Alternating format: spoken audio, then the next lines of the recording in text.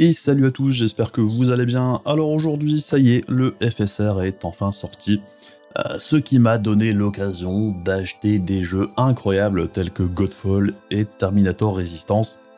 On va pas parler de la qualité des jeux, mais on va parler de la technologie. On y va, c'est parti.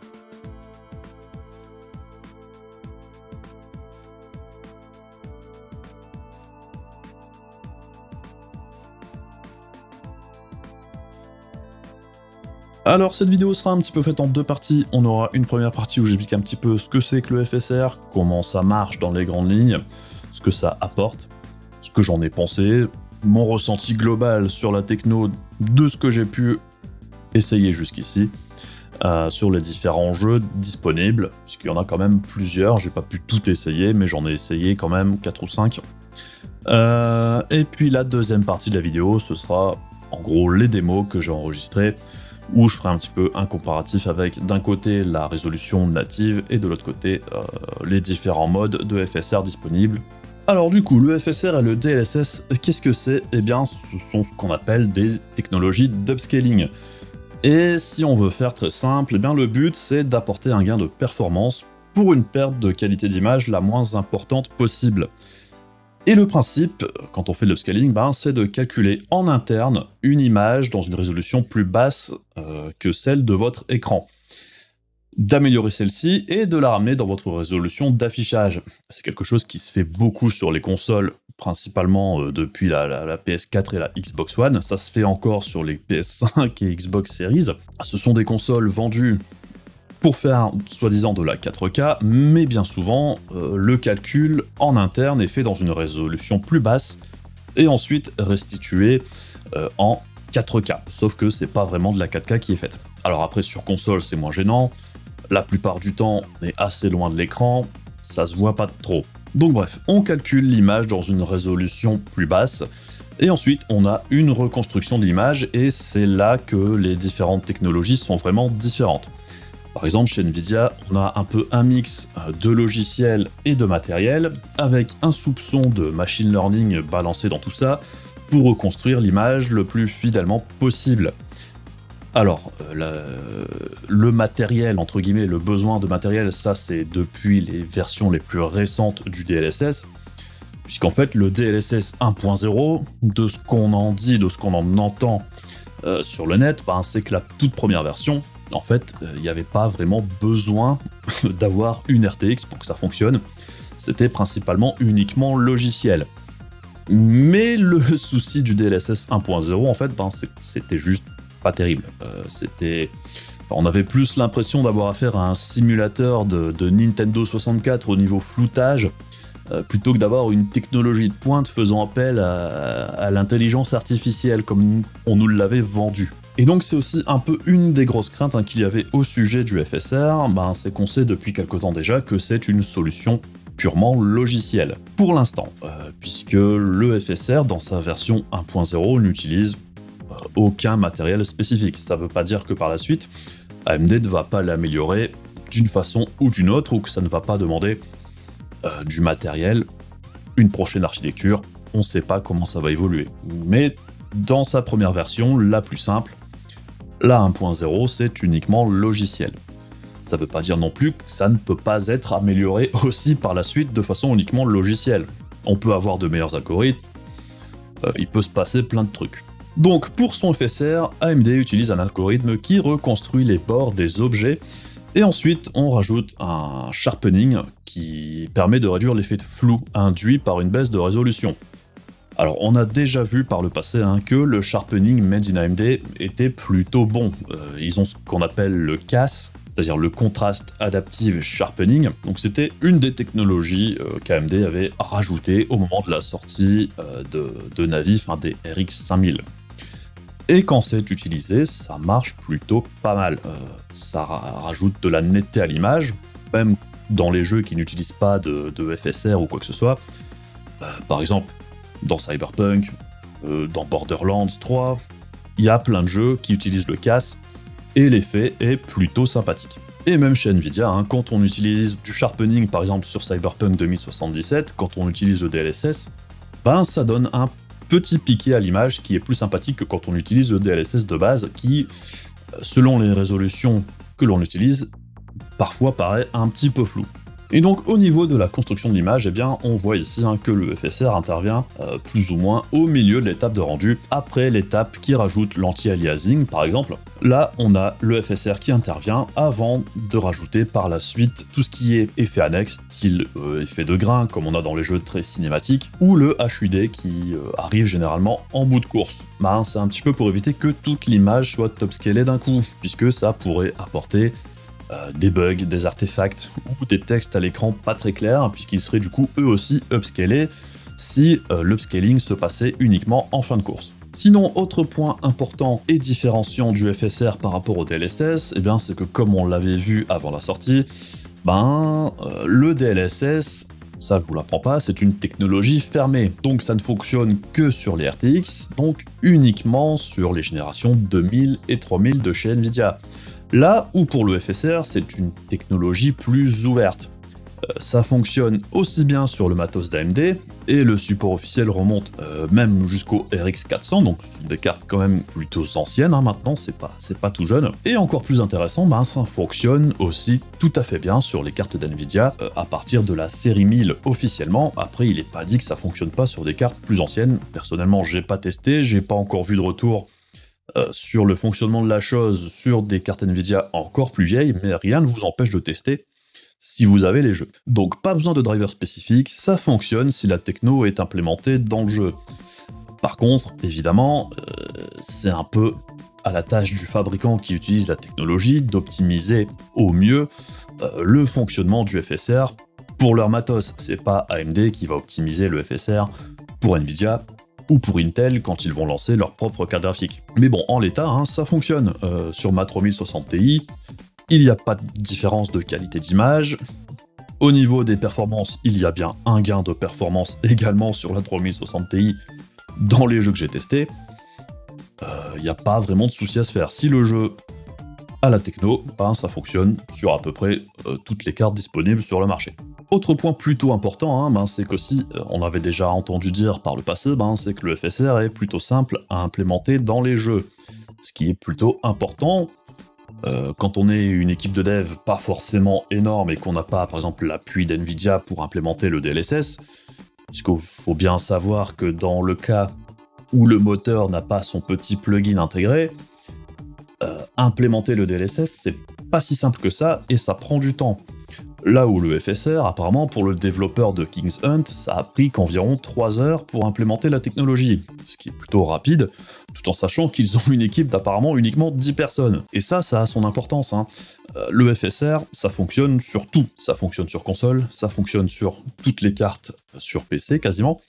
Là où le DLSS, par exemple, ça ne marche que sur une partie du parc de GPU installé sur PC.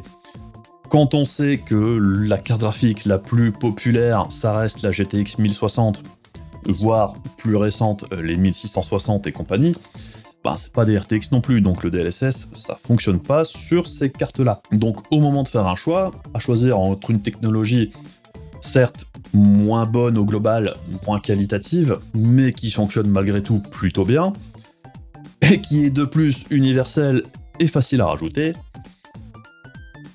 le choix peut être fait assez rapidement pour certains développeurs. Alors après, ça n'empêchera pas Nvidia de continuer d'appuyer l'implémentation de son DLSS sur la plupart des gros titres. Nvidia, ils sont prêts à arroser au niveau pognon, ou à aller implémenter eux-mêmes la techno chez les développeurs pour que ça fonctionne.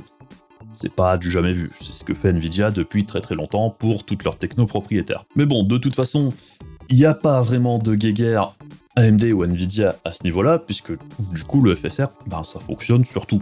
Donc si vous avez une carte Nvidia, en fait, vous êtes doublement gagnant. Vous avez non seulement le DLSS, et en plus vous avez possiblement le FSR en cas de besoin. Sinon, pour le moment, au niveau des jeux supportant la technologie, évidemment, pour l'instant, on n'a pas grand-chose à se mettre sous la dent. Et les jeux qui proposent la technologie, soit il y en a certains qui sont même pas encore sortis, qui sont encore en développement, ou qui ne sont que des démos, ou une open beta pour certains. Et au niveau gros titres techniquement demandeurs, c'est pas encore trop ça au niveau des jeux disponibles pour l'instant. Personnellement, je suis plutôt curieux de voir ce que ça va donner une fois que ce sera rajouté sur Resident Evil 8 par exemple, mais on a eu une sortie surprise aujourd'hui du FSR sur Dota 2. Personnellement, je l'attendais pas aussi rapidement. C'est d'ailleurs plutôt intéressant puisque la façon dont fonctionne le FSR sur Dota 2 n'est pas le même que sur les autres jeux. Dans les autres jeux que j'ai testés, on avait dans les options du jeu un choix, un moment à faire entre les différents modes de FSR disponibles. Un petit peu comme le niveau du DLSS, en gros, au plus on augmente les performances, au moins la qualité d'image sera bonne, puisqu'au fur et à mesure, on descend au niveau de la résolution qui est utilisée pour faire les calculs. Et au plus on descend en résolution, au moins on a de détails pour reconstruire l'image dans la résolution native. Ce qui est un petit peu gênant, et ça, c'est pas inhérent au FSR, ça fait pareil au niveau du DLSS. Le DLSS est un petit peu plus performant à ce petit jeu-là, mais par exemple, si on est en 1080p, si on utilise le DLSS dans des modes plutôt bas, c'est pas franchement génial. Et le FSR, c'est un petit peu pareil. En 1080p, je dirais que c'est à utiliser uniquement si vous n'avez pas vraiment le choix. C'est pour ça que ce type de technologie fonctionne à leur meilleur, par exemple en 4K, puisqu'on a une image en relativement déjà haute résolution pour faire le calcul de base. L'upscaling qui arrive ensuite ne dégrade pas trop l'image de manière générale. Là, à l'inverse, ou en 1080p, on démarre d'une image du coup encore plus basse que le 1080p, du coup la reconstruction est plus difficile. Mais bon, que ce soit le DLSS ou le FSR, au final ça reste des options, on n'est pas obligé de les utiliser. C'est des options graphiques comme les autres, donc c'est un compromis. On peut baisser la qualité globale dans le jeu, des textures, des ombres, des machins, si on en a envie, mais on peut aussi tout simplement choisir d'utiliser par exemple le FSR ou le DLSS. C'est un autre type de compromis, on peut aussi mixer les deux. Tout est possible, du coup, je vois pas trop l'utilité de critiquer ce type de technologie tant que ça reste un choix. Et c'est un petit peu la force des jeux sur PC de façon générale, c'est qu'on a le choix de faire un petit peu ce qu'on veut. Là où sur console, si les développeurs ont choisi de mettre le FSR en mode performance qui est plutôt dégueulasse, on n'a pas trop le choix. Sur PC, on a le choix de le mettre ou de pas le mettre pour avoir au final une image plus ou moins fluide ou de plus ou moins bonne qualité. Ce qui évidemment, si votre jeu tourne déjà à 200 fps, il n'y a pas grand intérêt de rajouter du DLSS ou du FSR derrière. D'où le questionnement parfois sur l'ajout de la technologie sur Dota 2, Rainbow Six Siege, pour le DLSS. Pour moi, sur ces jeux-là, ça sert à rien. Mais bon, chacun chacun fait ce qu'il veut. Sinon, au niveau utilisation, pour moi, en 3440 par 1440, qui est une résolution un peu intermédiaire entre le 1440p et la 4K au niveau de puissance de calcul, au niveau de l'image, on se rapproche plus du rendu en 1440p que de la 4K. Ce qui fait qu'on se retrouve un petit peu les mêmes défauts. Des tests que j'ai pu voir aussi à droite à gauche, en 4K, le mode Ultra Quality et Quality du FSR sont plutôt bons. L'Ultra Quality, apparemment, en 4K, c'est quasiment aussi propre que la résolution native, avec certes une petite dégradation, mais c'est tout à fait acceptable pour un gain en performance relativement intéressant. En 1440p, de ce que j'avais entendu à droite à gauche, là, le mode Quality, c'est pas génial, ça passe, mais le mode Ultra Quality, pareil, on a une petite baisse, mais c'est jouable. Je dirais que moi, c'est un petit peu l'observation que je fais aussi, entre 1440 par 1440. Le mode Ultra Quality en FSR, alors je vois qu'il est activé, quand je passe de l'un à l'autre, ça se voit, ça se ressent, c'est légèrement plus flou, je dirais, mais c'est pas dramatique pour autant, c'est tout à fait utilisable, je dirais qu'au bout de quelques minutes, on l'oublie. Le mode Quality, par contre, c'est moins bon, tout simplement, puisqu'évidemment, à chaque fois, on descend en résolution, et en 1080p, apparemment, le minimum utilisable, c'est le mode Ultra Quality, et encore, on le ressent plus ou moins fortement. Personnellement, j'ai pas testé en 1080p, mais je veux bien croire que ça équivaut grosso modo à ce que je peux voir en mode quality ou balanced entre 1440 par 1440.